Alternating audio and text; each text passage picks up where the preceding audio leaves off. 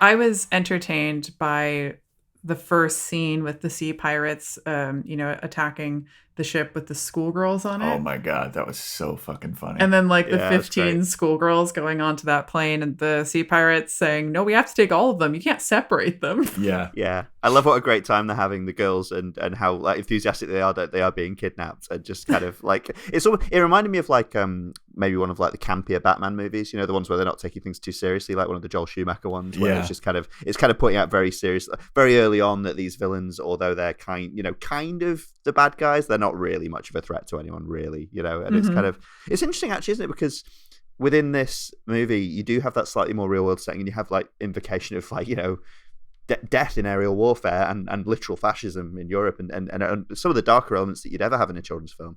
But you've also got a kind of clownish carnival kind of atmosphere, and you've got things like a dramatic climax which basically involves an old-fashioned fist fight, and like a Yeah. kind of is he going to stay down kind of climax and stuff. I'm not, it's got a wonderful and a kind of odd, actually. I'm surprised I like this movie as much as I do, actually, because it is an odd mix of tones there, but I think a good one. Yeah, I completely agree with you on that note. And I noticed that the soundtrack during these, what would be very dramatic, like there's a dog fight and there's people shooting at each other and there's death on the line. There's this very whimsical music playing underneath of it.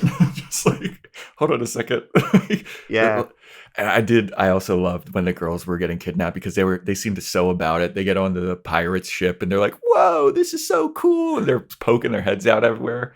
And all the Yeah. pirates are just like, get back into here. What are you doing? Yeah, but isn't there that great bit where like they're shooting at him and missing him, and they're like, "He's better than you," or Yeah. something like Yeah. like they're just like kind of like they're sort of fangirling over Porco as well, like they've obviously heard of him and stuff. It's kind of it's great. Yeah, it's funny that Porco is the secluded, stays away from society, but he is a very famous, well-known person in this world because all of those little girls knew it when they're flying above. I think the pirates are trying to take over a cruise ship.